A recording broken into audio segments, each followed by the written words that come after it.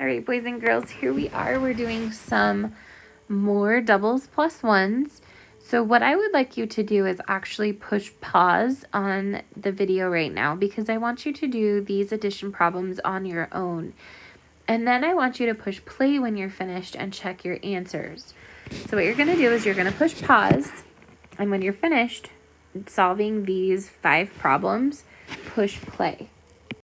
Okay, now that you've solved them, I want you to double check. Did you get 9 for the first problem? The second problem is 15. If you didn't get it, then change your answer so it's correct. The third one is 19. The next one is 11. And the last one is 7. If you were able to get all of those right, give yourself a smiley face at the top because that's awesome. If you had to fix a couple, that's okay. You still get a smiley face too. On the back, we have some more doubles plus one practice. So we've done a lot of these this week, and you should be able to do these on your own.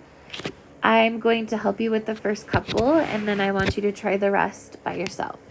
So 5 plus 6, if I have 5 plus 5 is 10, one more is 11. 4 plus 3, what do you think that is? 7, nice job.